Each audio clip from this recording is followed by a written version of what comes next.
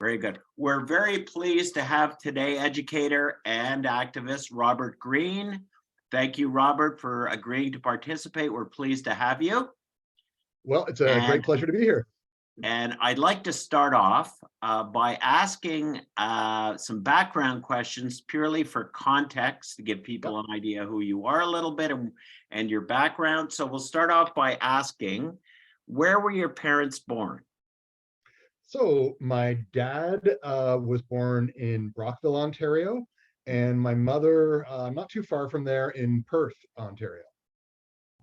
Okay, and where were you born? I was born in St. Thomas, Ontario, where my family lived until I was about 10 years old. After which time we moved to Toronto, and then in 1991 I came to Montreal for university, and I've been here ever since. Wow. Okay. And where did you receive your education? Elementary, secondary, and any post-secondary? Yeah, so I guess the elementary was both in St. Thomas, Ontario, and in Toronto. So I guess it was middle of grade 3 that I moved, or that our family moved, and yeah, and then I finished my high school in Toronto, and then came to Montreal to go to Concordia. Okay. And what is your current occupations and any occupations you've had in the past? So currently, I'm a history teacher at Westmount High School. Before that, I was actually pretty heavily involved in the student movement here in Quebec. Through my time at Concordia University, I had been elected president of the student union, and re-elected once as well. Following that, I was involved with the Canadian Federation of Students for a little while. And then got involved with actually an NGO that's based here in Montreal called Alternatives.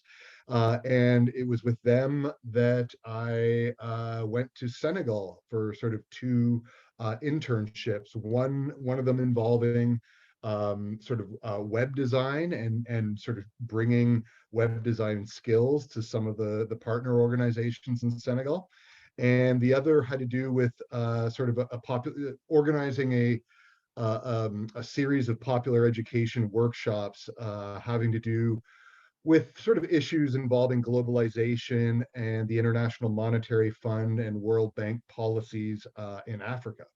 So, and that was sort of my first teaching experience. And it was following that that I decided I was interested in continuing to teach, and went to McGill to do my BEd. And where do you live now? So I live mostly in Montreal. My partner is actually a professor at the University of Sherbrooke. So I sort of do my weekends in the townships, and during the week, I live sort of in the Mile End area of Montreal. Certainly a good life, isn't it? Be Absolutely. Yeah, in Montreal absolutely. and go out to the townships on the weekends. That For guy, I sure. can relate. Okay, we're going to get into what I like to call the meat of the matter here. And these are questions concerning your experience living in Quebec today at this moment. Okay. This project, as you could probably tell from the questions, is more or less a snapshot of what it's like to be an English speaking Quebecer at this moment in time. So having said that, I'm going to jump right in Yep. and ask you, what is the best thing in your experience right now about living in Quebec? Oh, I love living in a culture that is different than the one that I was raised in. I really have enjoyed the experience of, I guess my initial sort of experience with Quebec culture really happened in the context of the student movement, where I was very much involved in a lot of meetings involving a lot of the francophone student federations, made a lot of friends in those years, and really came to sort of see and come to love some things about Quebec, and particularly sort of that there is, particularly among young Quebecers, a real sort of striving for social justice and wanting to believing in a vision of a better society and actually becoming active in trying to push in the direction of that. So that's been really something that I've loved about living in Quebec. But also just learning about Quebec culture, everything from the traditional music that's played around New Year's Eve to some of the food to learning about programs like Tout le monde en parle and things like that. It's been a real interesting learning experience. I'm someone who throughout my life has loved to travel. So, the experience of being in another culture is kind of natural for me. And so, a lot of my friends from Toronto after high school, a lot of them left Toronto. A good number, ended up going to British Columbia, but a handful of us came to Quebec. And as much as I do love the West Coast, I've never really regretted my decision to come to Quebec, and that has a lot to do with the society that I've encountered here and the culture that I've encountered here. Okay.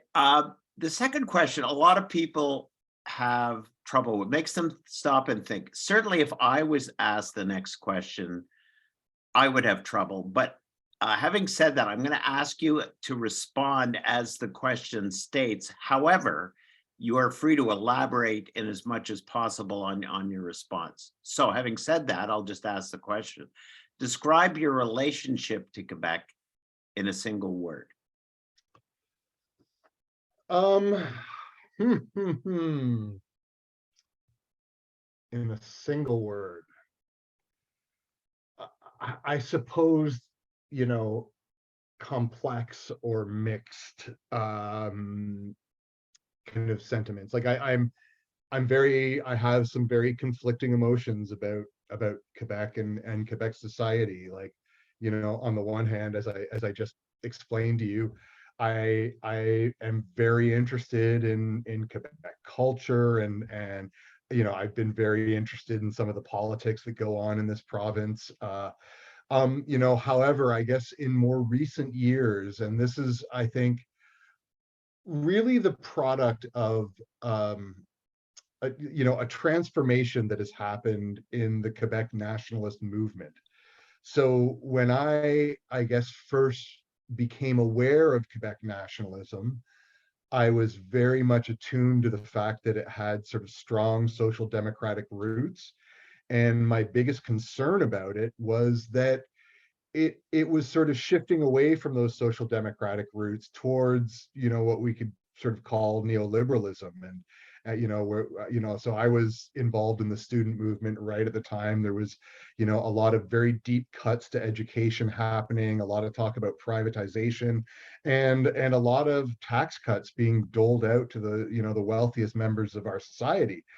And so that was my initial concern with Quebec nationalism, is that it was kind of betraying its social democratic roots. But in more recent years, I would say that my concerns around it have deepened significantly as it's taken a turn towards a form of ethnic nationalism. And I this was something that I didn't expect to see happen.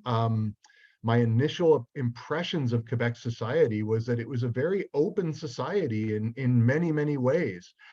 And I certainly, and like that said, like anywhere else, I was not blind to the fact that there are problems around racism and that sort of thing in the society, but I didn't see them as very different than say what was going on in English Canada. And I guess most importantly, like the rest of North America, I felt that Quebec was heading in a direction towards more openness and a more kind of inclusive vision of society. And I guess I was first became pretty alarmed with some of the discourse that was coming out of the ADQ back in the early 2000s with Mario Dumont. He seemed to be the first one to kind of take a turn kind of against immigration and that kind of thing. And then seeing the PQ, adopt those politics, and really abandon its social democratic roots, in moving towards things like, the Charter of Values, and then which later became Bill 21 under the CAC, and also, the reform to the history curriculum, which, I'm sure maybe we'll talk about more. I think it's inevitable we're going to talk about that more as this interview goes on.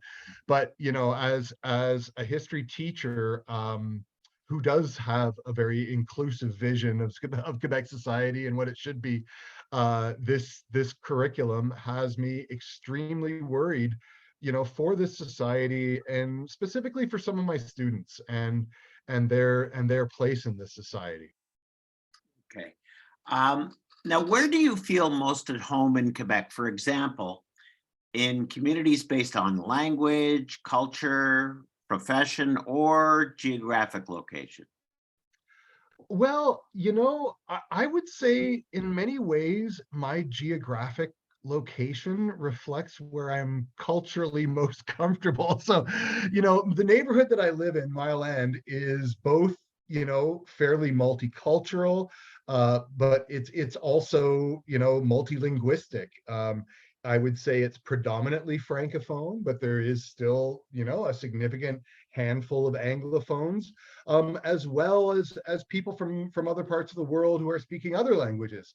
And this is where I feel most at home, in this kind of community that is, very cosmopolitan and has a lot going on.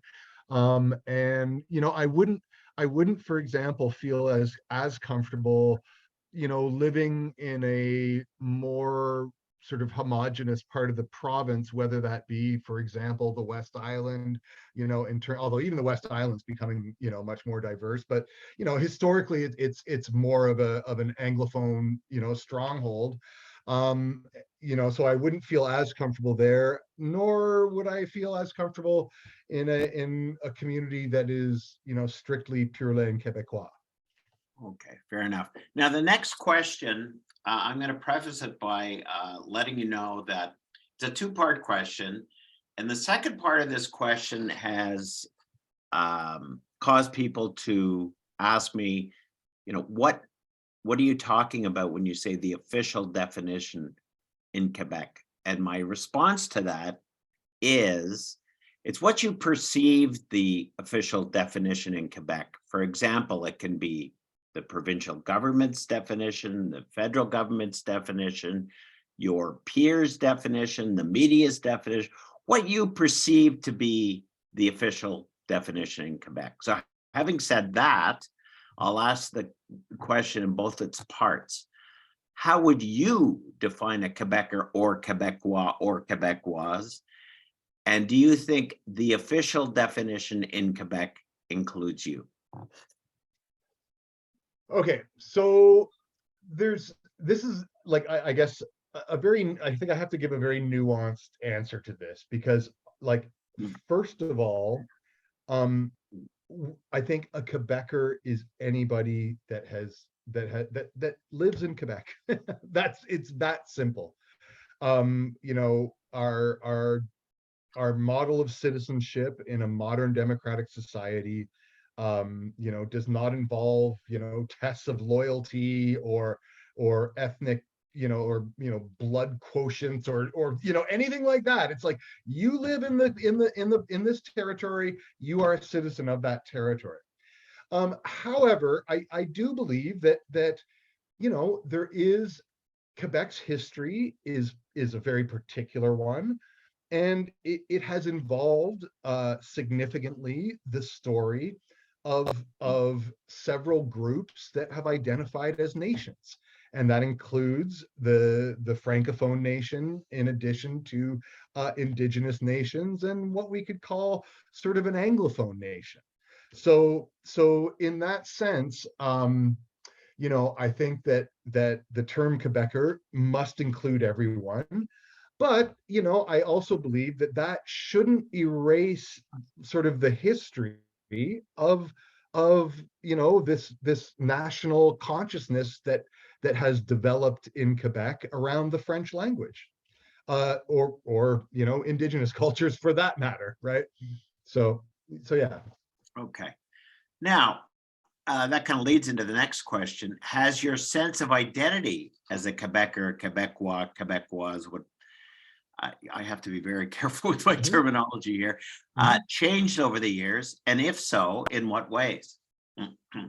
Well, it hasn't changed in that I see myself as a Quebecer. I have, I guess once I had lived here for a good number of years and knew that I wasn't going back to Ontario, since then I have sort of increasingly come to see myself as a Quebecer.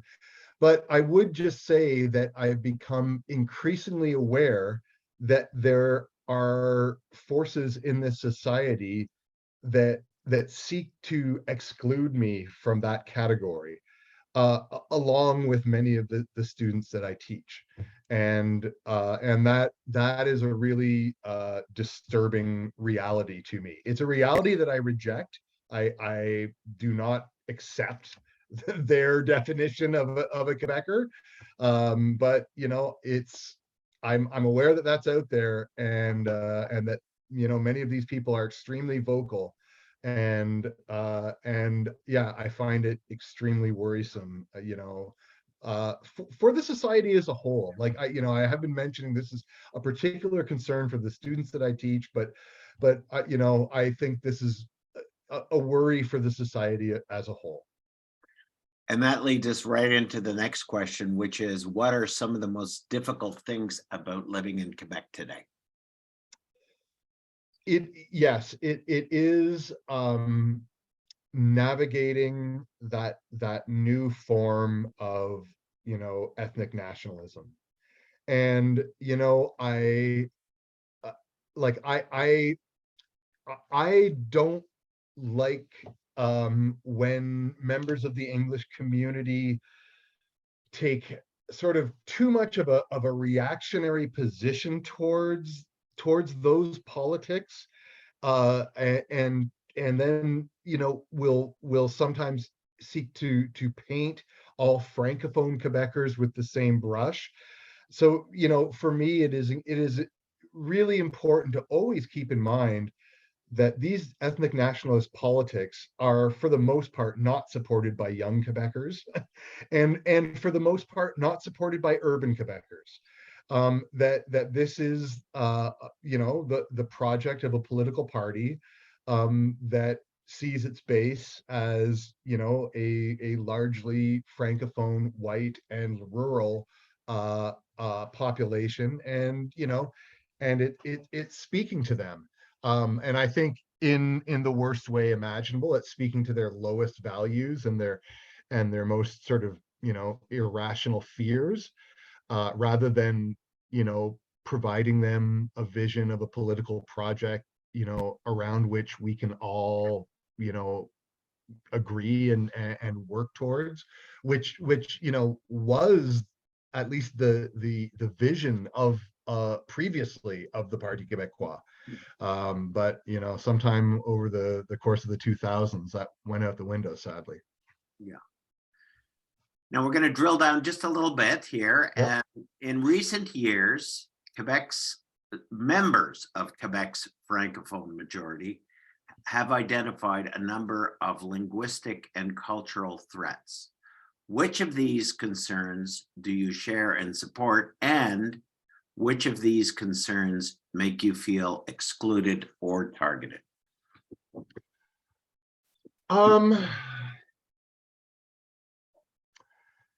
If we're talking about in recent years, I don't agree with any of these threats. I think that it's time that francophone Quebecers realize that the Quiet Revolution is over, and for the most part, their side won. which was the right thing because it was the democratic thing. The situation prior to the Quiet Revolution, where a tiny minority of wealthy Anglophones had most of all the wealth and the power, that's unacceptable. What we don't want is to go back to those days or anything close to that. However, to suggest that that members of immigrant communities are the biggest threat to just average Quebecers, to me is patently absurd. I would say there is a minority in Quebec that does threaten us all. It's the most wealthy members of our society who have been using their wealth and power to advance a set of politics that ensure that that they will continue to, for example, receive tax cuts, that we will not continue with public health measures that keep the public safe and instead prioritize the profits of business, and that we will continue to see governments that are slashing programs that benefit people, while doling out deep tax cuts to the wealthy. And I don't think it's a coincidence that we're seeing the coalescence of xenophobic politics following a deep wave of neoliberal politics. Whenever there is economic security, whenever there is rising inequality, people feel insecure and they want someone to blame. And it has always been the easiest answer for those with wealth and power to provide working people as someone to blame is to point to someone that looks different to them. And that is what's happening in Quebec. And I think the Quebec media has really done a number on people's consciousness, like particularly when we're talking about members of the Muslim community, and the sorts of images and discourses that we saw flood the Quebec media in the years after the 9/11 attacks. I think that is those are just divisive politics that are based on ignorance. What we need is a politics that we can rally around, a politics that is based on true solidarity, that crosses ethnic and linguistic lines. And again, to me, that is part of the vision of the Quiet Revolution, and that is part of the vision of some of the original nationalists like René Lévesque. His vision of Quebec nationalism was a very inclusive one that was built on improving people's material conditions. And so I would like to see a return to those types of politics, coming from the Quebec nationalist movement, because I believe that's the antidote to these politics of division. And so yes, I guess, just to return to your question, I reject just profoundly any forces or institutions or political parties in Quebec society that are suggesting that the biggest problem for Quebecers is immigrants or people that look differently, or even Anglophones for that matter. I mean, for the most part, I think the Anglophones that stayed in Quebec after the Quiet Revolution are ones that do have an openness to Quebec culture, and we're not this stereotype of wealthy, snooty, insulated people who live in Westmount and aren't interested in anything having to do with Quebec culture. I think more and more, we're very interested in Quebec culture, and that we want to be part of this society, including the parts of this society that are predominantly in French. Okay, the next question, you in your previous responses to other questions, you've alluded to potentially some of the response to this question, Mhm. but I'm going to ask it anyway. What is the biggest problem facing Quebec today, and how, in your mind, do you feel it could be resolved? Um, that is you know, a really, really difficult question. But I suppose if I have to go to the roots of the problems, like ultimately it does have to do with a lack of, I think, like meaningful power for average people in our democratic system. And so, I see that, for example, in the crisis of rising inequality.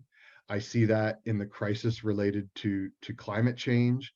I see that in the crisis, related to our inability to take care of each other during this pandemic, which is not yet over. And I see that, in some of the regressive attitudes that private media corporations have been aggressively generating, in the Quebec population, as a way to divert us away from the more serious issues. And so in that sense, like, the answer is a truly inclusive politics in this province, that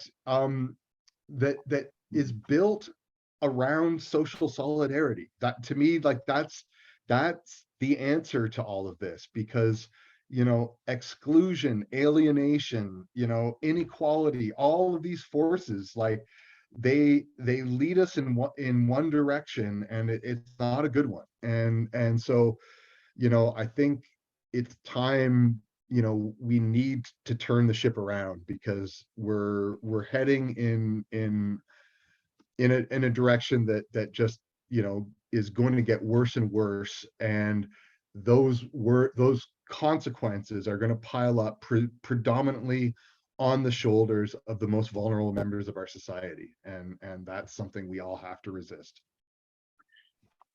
Okay, the next question, I'm going to preface it by giving you, well, talking about where this came from, and also asking you if you've had an opportunity to see the great documentary by Guy Rogers, What We Choose to Remember. I don't think I have seen that. Okay, No. I will send you, which I'm doing with most people, after I explain this question and talk about his documentary. I'll send you a link. Great. Great documentary.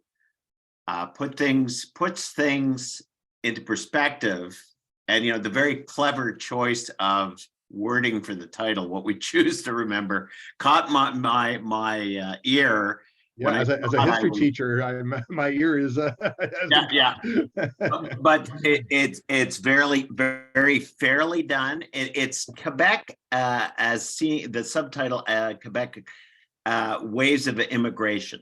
So it's looking at the Quebec of today, how it evolved through the lens of waves of immigration. Yeah, Very interesting. Anyway, having said that, I'll send you a link. But great. in that documentary, he and by the way, Guy Rogers, the director of that documentary, is helping mentoring me through this, and also has had a hand in these questions, because he asks questions in his documentary. And he used a very interesting visual tool, which I'm going to use Okay. in this next question, which Okay. is indicate by a show of fingers on a scale of 1 to 10, 1 being weak, 10 being very strong. How strongly do you feel that the joys of living in Quebec outweigh the challenges? Okay, so 10 means I feel that they strongly outweigh. Yeah.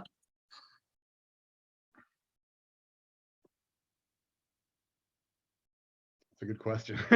um,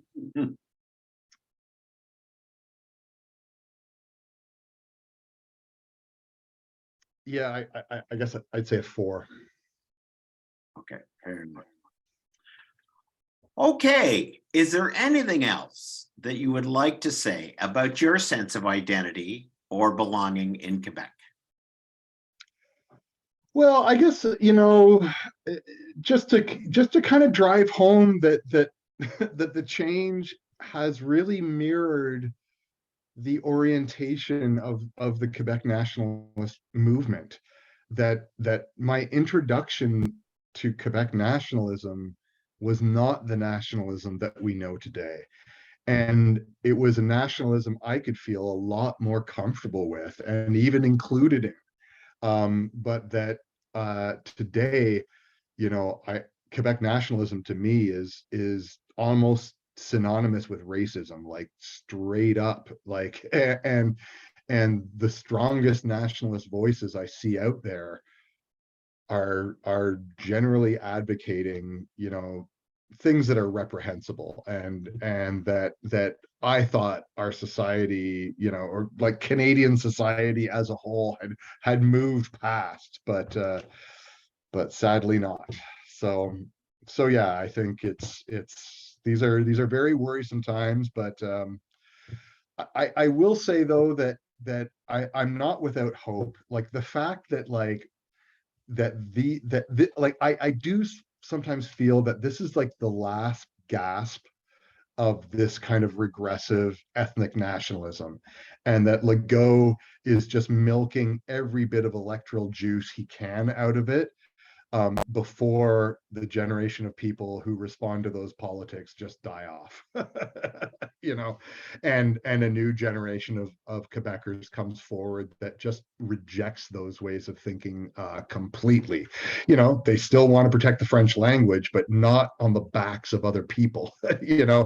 So yeah, that's I guess my final thoughts. Great. Well, Robert, thank you very much for agreeing to participate. I thank you very much for taking the time to do so. I'm going to stop the recording now, but you and I can Okay. continue to chat. I'd Sure. like